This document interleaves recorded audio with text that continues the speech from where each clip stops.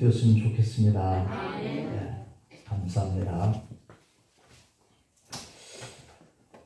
미국의 콜로라도 스프링에 본부를 두고 있는 국제 어린이 구호단체, 일명 컴패션이라고 하는 단체가 있습니다.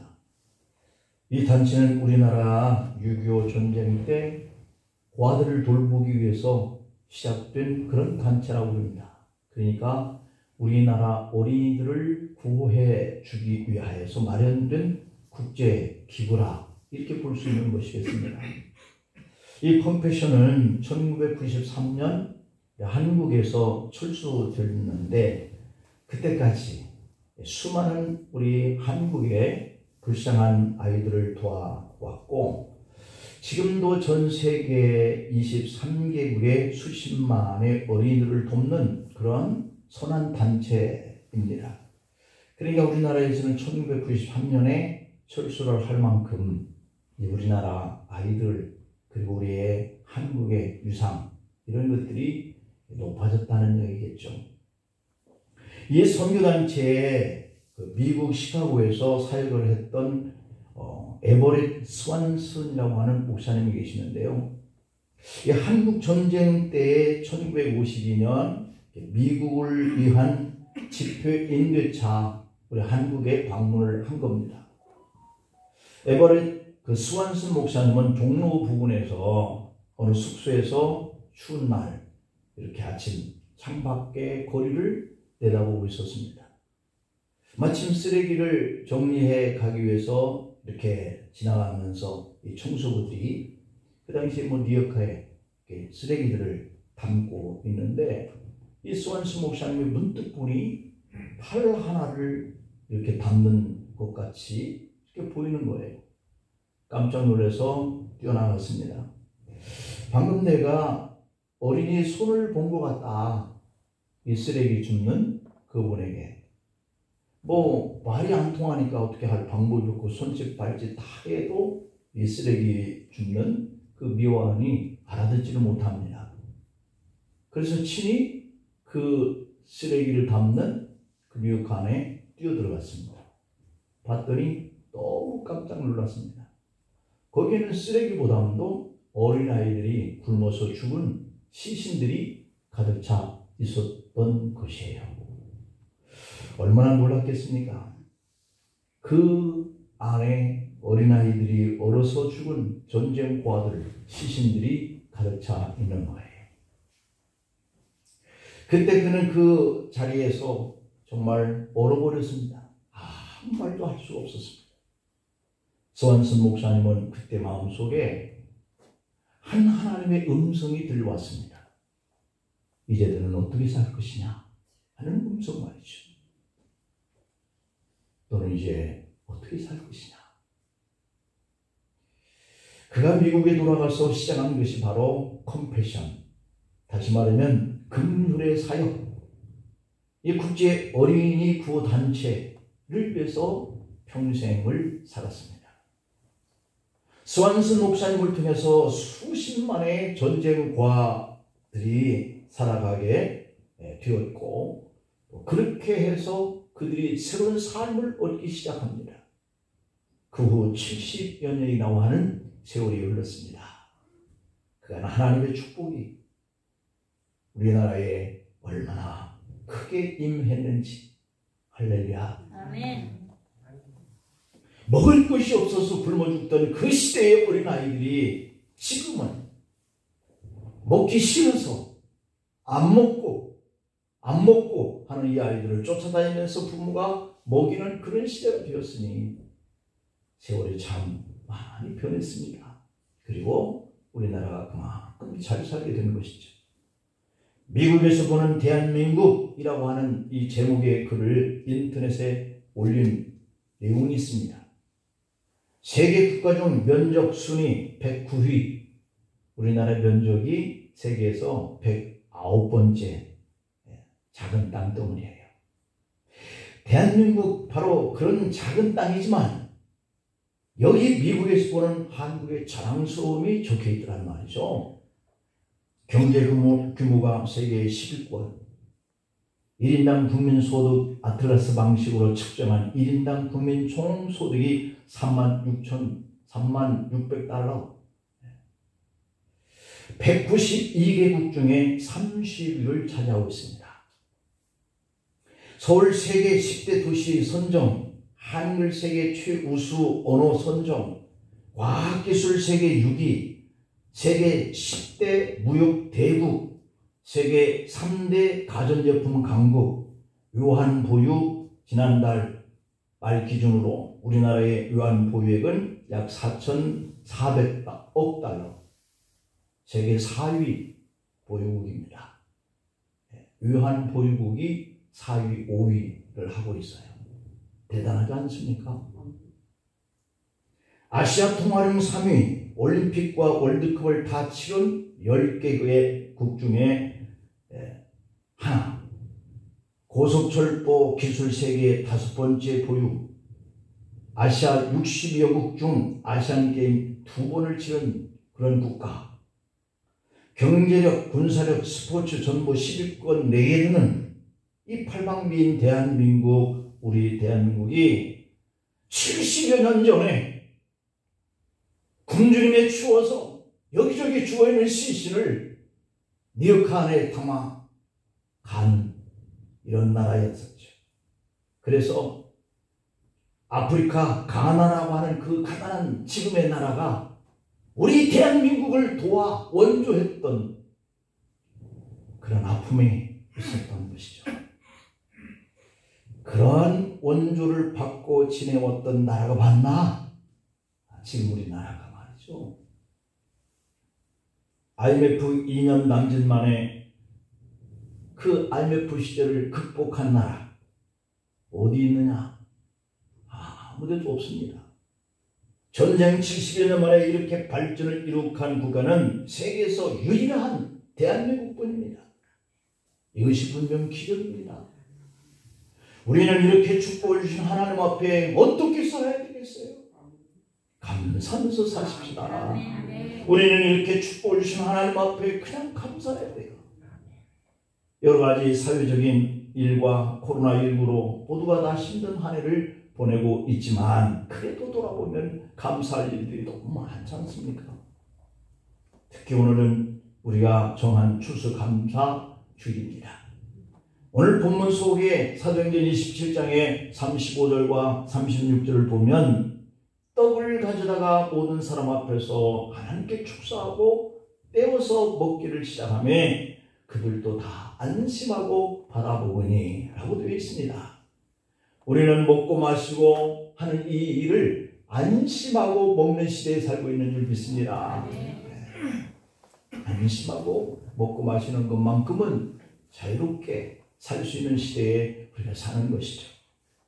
자, 이 말씀에서 이 축사라고 하는 이 뜻은 감사라고 하는 뜻이거든요. 하나님께 감사하고 떡을 먹었다는 거예요.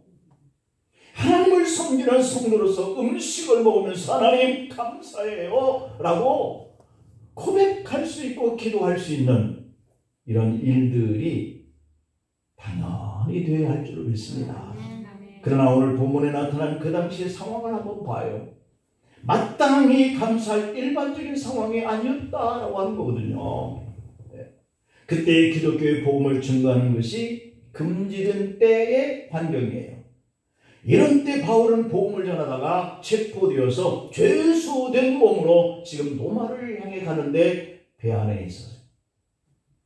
죄인이 아닌 죄수 바울은 다른 죄수들과 함께 배를 타고 로마로 호송 중입니다. 지중해를 항해하는 가운데 유라굴로라고 하는 큰 태풍을 만납니다. 이 태풍으로 인해서 14일간 해도 달도 별도 보지 못하고 그냥 표류하는 거예요. 그러니 그 배 안에 있는 사람들은 마음이 어떻겠습니까? 선장과 선원들, 그리고 죄수를 지키는 군인들, 그리고 그 죄수들 죽음 직전입니다. 빈사 상태에 빠집니다. 이런 때에 정신을 차리고 사람을 격려한 사람이 누구예요? 하나님의 사람 바울입니다.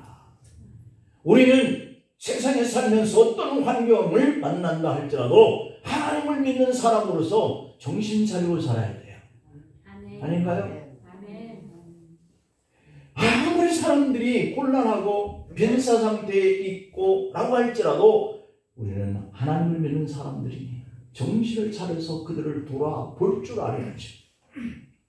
이런 때에 정신을 차린 사람 바울이 그들을 격려합니다. 오늘 25절 이하에 보면 바울이 이렇게 말합니다. 내가 너희를 권하노니 이제는 안심하라. 너희 중에 아무도 생명에는 손상이 없겠고 오직 배뿐이라. 내가 속한 바 곧 내가 섬기는 하나님의 사자가 어젯밤에 내 곁에 서서 말하되 바울아 두려워하지 말아라. 바울아 두려워하지 말아라. 철수야 두려워하지 말아라. 여러분들에게 하나님이 오셔서 이름을 부르시고 두려워하지 마. 이렇게 말씀할 수 있는 환경과 그 믿음으로 우리가 살아야 합니다. 네. 여러분 안심하라. 나는 네게 말씀하신 그대로 드리라고 하나님을 믿노라. 그러면서 그 두려움에 떨고 있는 사람들을 안심시키고 있습니다. 그러면서 음식을 먹고 기업을 차리자라고 권고합니다. 이때 음식을 가져다가 하나님 앞에 감사드리고 떡을 떼라고 그래요. 모든 사람들이 그 떡을 받아 먹습니다. 그리고 힘을 얻습니다. 여러분 우리가 힘들고 어려운 고난을 만나면 밥 먹는 밥맛이 없었어요. 얼마나 마음이 애다르면 밥 먹을 정신이 안 생기는 거예요. 그런데 그럴 때일수록 어떻게 해야 돼? 밥을 먹고 힘을 냅시다. 그러라는 거잖아요. 야 죽을 때 죽더라도 그냥 밥 먹자 이러면서 우리가 그렇게 용기를 가지고 세상을 대해서 살아야 될 텐데요. 사도행전 27장 18절 19절 한번 볼까요? 우리가 풍랑으로 심히 애쓰다가 이튿날 사금들이 짐을 바다에 풀어버리고 사흘째 되는 날에 배의 기물을 그들의 손으로 내버리니라 그랬어요. 그들이 아껴서 노마로 가져가야 할 이러한 짐들을 하나씩 하나씩 자기들 손으로 버려요. 그러니까 뭡니까? 우리가 오늘 벌기 위해서 오늘 벌지 않으면 내일 어떻게 될지 불안하고 내 자녀들 가르치는 일에 불안하고 그래서 벌려고 하는데 그것보다 더 위급한 상황이 오면 그게 소용이 있어요? 없어요? 없다는 거예요. 뭐가 중요합니까? 생명이 중요하다는 거예요. 내가 살고 봐야지. 이게 무슨 소용이 있어요? 전쟁이 일어나면요 우리는 그냥 살기 위해서 집도 다 버리고 갑니다. 어떻게 되든지 상관하지 않아요. 뭐가 중요합니까? 내 목숨, 내 생명을 유지해야 하니까. 그래서 우리는 감사할 조건을 환경에서 두면 안 돼요. 환경에 두면 안 돼요. 배가 침몰될지도 모를 상황이기 때문에 그들은 다 버립니다. 감사할 조건이 전혀 생기지 않는 바로 그런 때 정말 딱한 상황이죠. 바울 자신은 지은 죄가 없는데 억울하게 죄수로 끌려가고 있잖아요. 어디에도 감사할 조건이라는 찾을 수가 없습니다.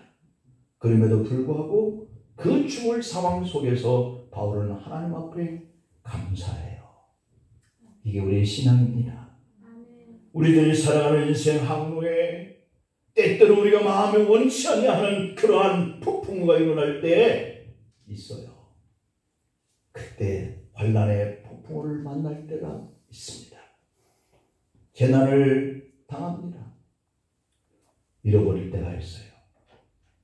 사업에 실패할 때가 옵니다. 부도날 때가 있어요. 그런가 하면 늘 건강할 줄 알았는데 갑자기 병원을 가야 할 위기도 와요. 질병이죠. 질병의 폭풍. 이런 때 우리는 어떻게 해야 합니까? 하나님은 데살로니가전서 5장 18절에서 범사에 감사해라. 그럼에도 불구하고 범사에 감사하라. 왜 그럴까요? 이는 그리스도 예수 안에서 너희를 향하신 하나님의 뜻이기 때문이야. 아파 있는데 이게 하나님의 뜻이야. 감사해. 주먹으로 한 대 치고 싶지 않겠어요? 그렇죠? 너는 안 아프니까 그러겠지.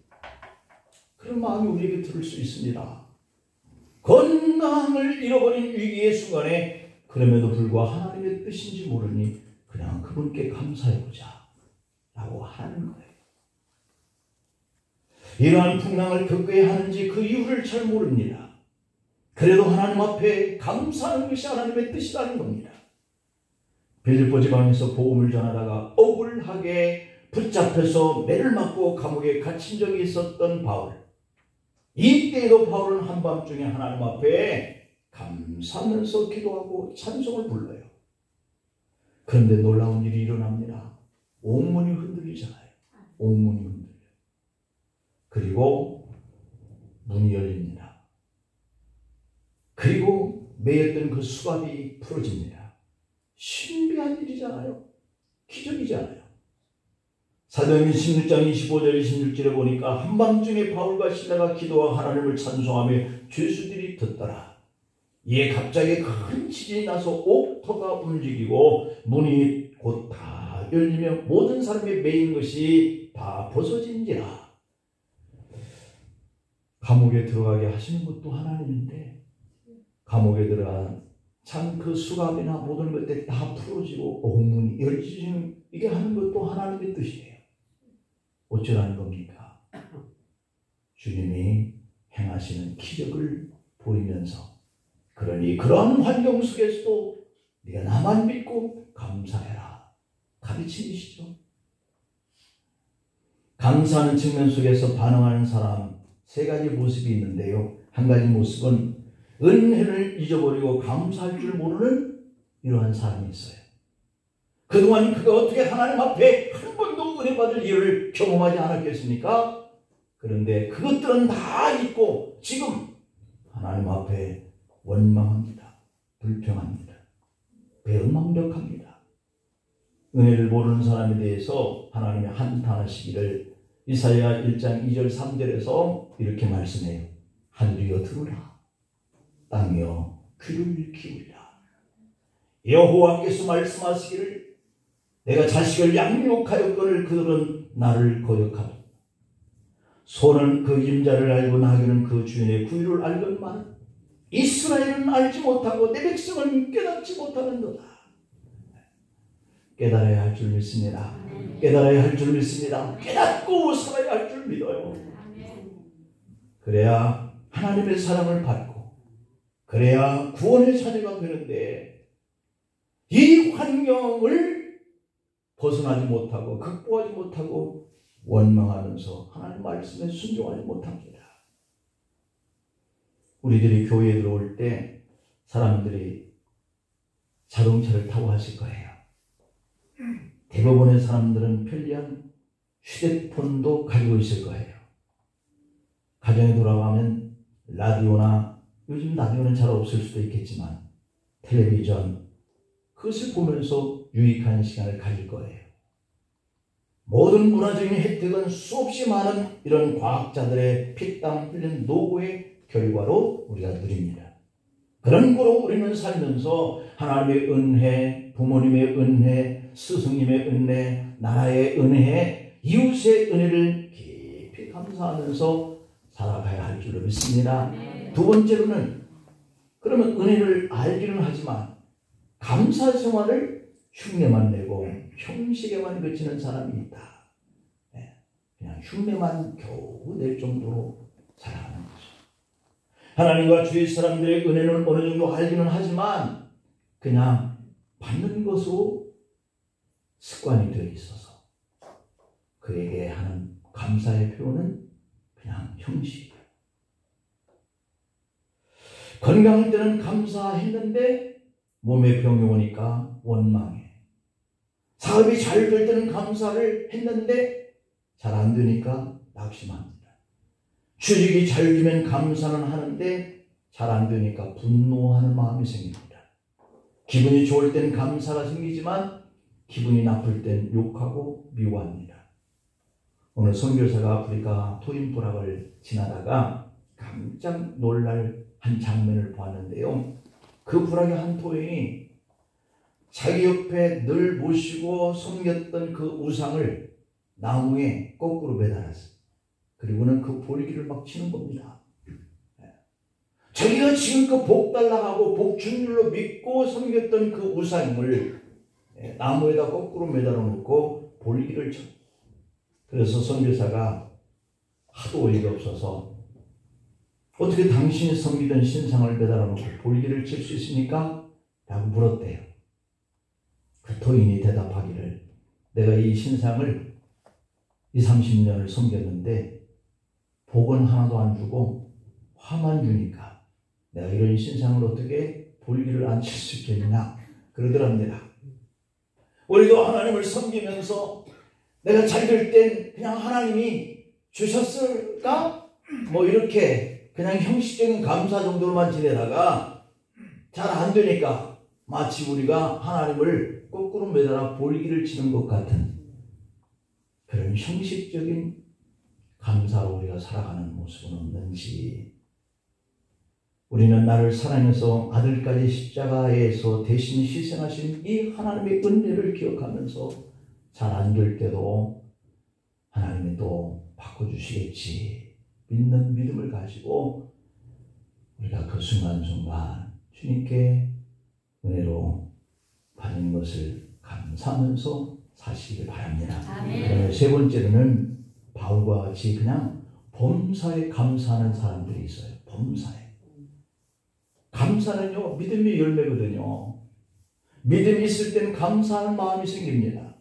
그러므로 감사하는 마음은 하나님을 향한 우리의 믿음의 거울인 거예요. 내가 이렇게 주님을 믿습니다 하는 이 거울의 모습이 감사는 그냥 범사에. 믿음이 깊을수록 감사하는 마음이 더 많아집니다. 바울은 폭풍우 중에도 감사했어요.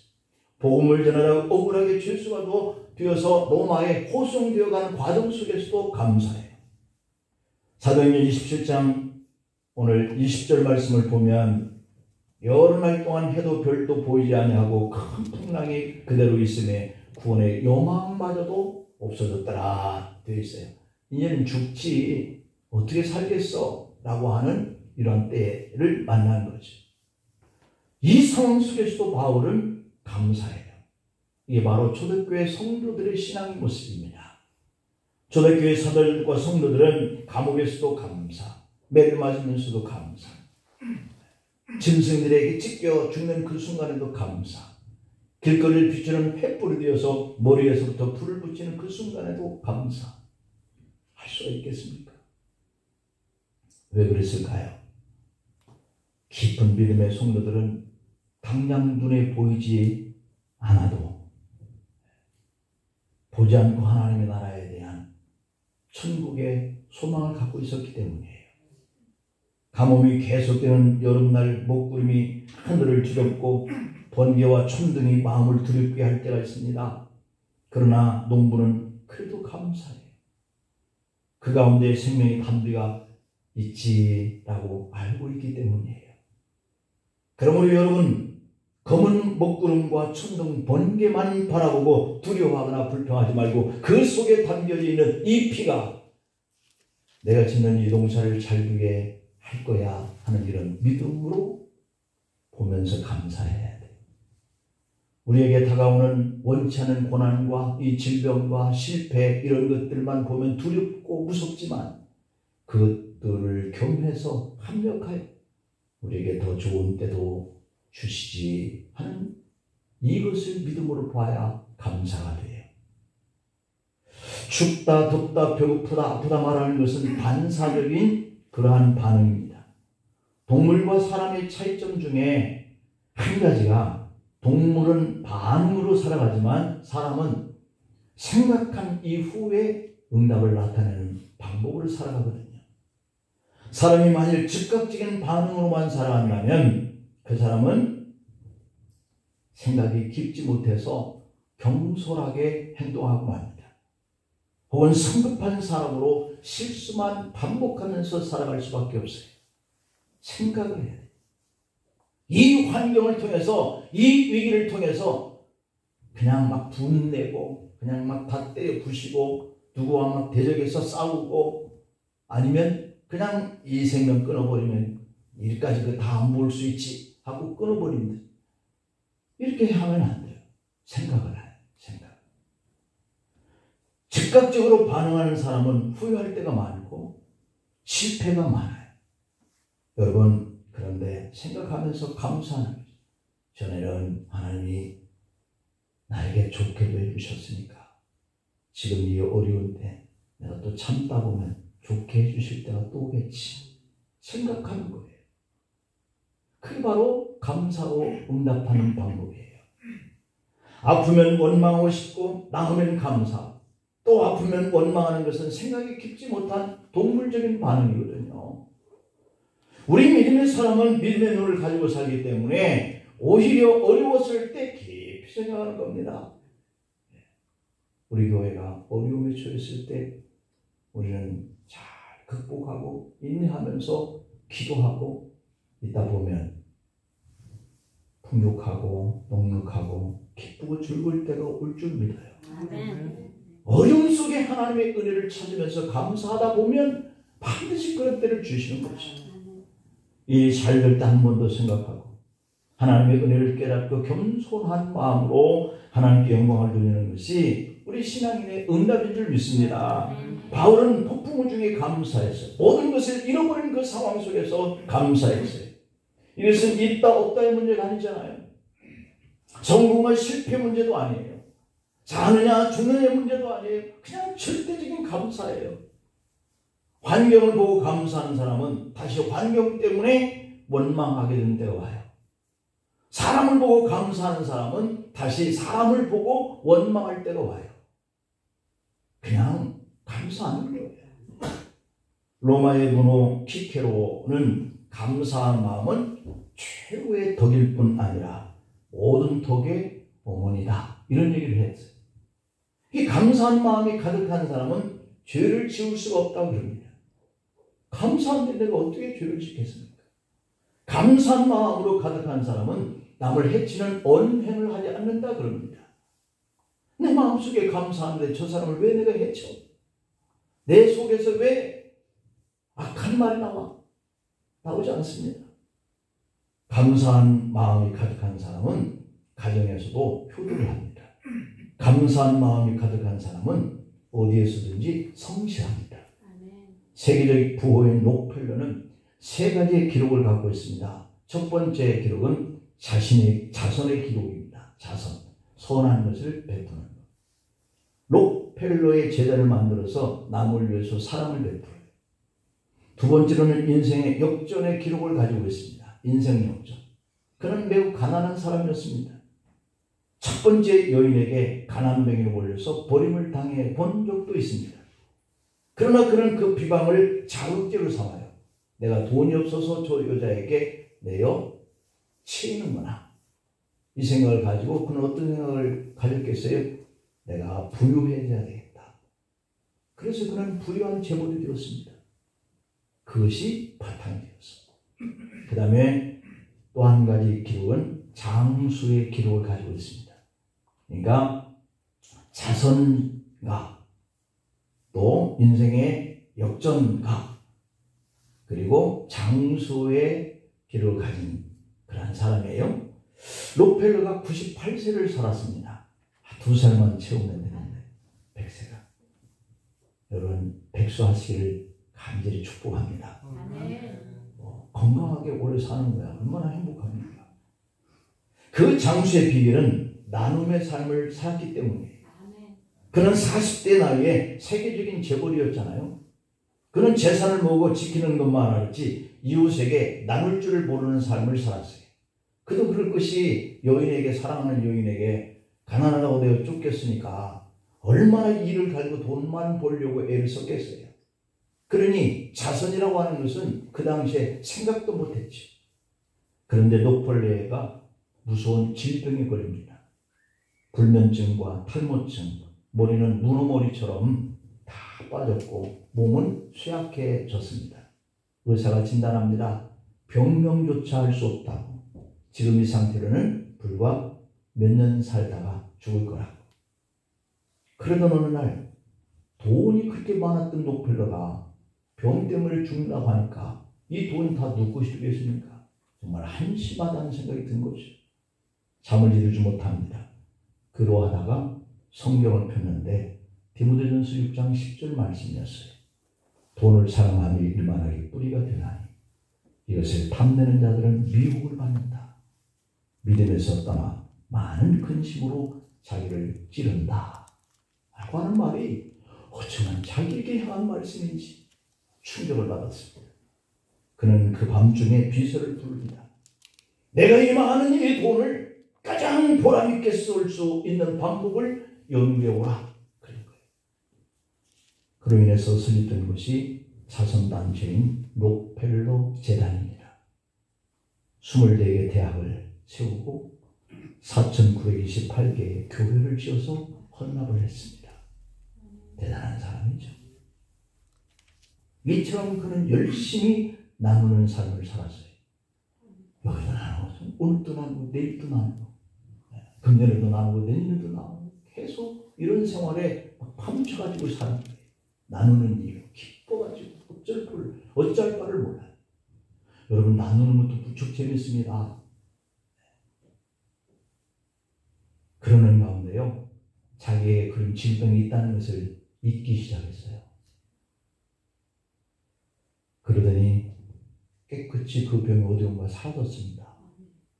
50세를 넘기기 어렵다던 록펠러가 98세를 살아요. 록펠러가 3대 기적을 창출해낸 세 가지가 있는데 하나는 감사하는 마음이었어요. 두 번째로는 경건한 생활이었어요. 세 번째로는 성경 말씀을 묵상하는 그런 생활을 했다 그럽니다. 그는 90살이 넘어 시력이 약해지자 사람을 고용해서 성경을 읽게 했다 그럽니다. 여러분 내가도 못 읽는데 사람을 사가지고 그 사이에 성경 읽는 것을 들을 수 있는 그런 정도의 열정. 여러분 볼 수 있을 때 성경 많이 읽으십시다. 아멘. 성경을 중심한 이 경건한 생활과 나눔의 선행과 감사하는 삶이 그를 이렇게 건강하게 98세까지 살게 했다는 것이죠. 다시 한번 데살로니가 5장 18절의 말씀을 봅니다. 범사에 감사하며 우리를 향하신 하나님의 뜻을 폭풍 중에도 감사했던 이 바울을 담는 그러한 삶으로 우리가 범사에 하나님의 풍성한 은총을 누리면서 감사하면서 사시기를 축복합니다. 기도하십니다. 아버지 감사합니다. 우리가 일반적인 그 감사, 형식적인 감사, 범사의 감사 다 할 수 있는 우리 자신인데 환경이나 사람을 바라보고 감사하는 것은 환경이 변하고 사람이 변하면 또다시 원망할 수밖에 없게 되는데 우리는 그냥 감사하면서 살 수 있는 힘을 주시옵소서. 낙심하지 않고 또 이런 폭풍과 몰려오는 그러한 어려운 환경 속에서도 그 폭풍이 일어나기 전에 하나님 역사하여 주셨던 은총을 생각하면서 오늘 감사하면서 산 승리하는 우리들이 되게 하옵소서. 예수님의 이름으로 기도하옵나이다. 아멘.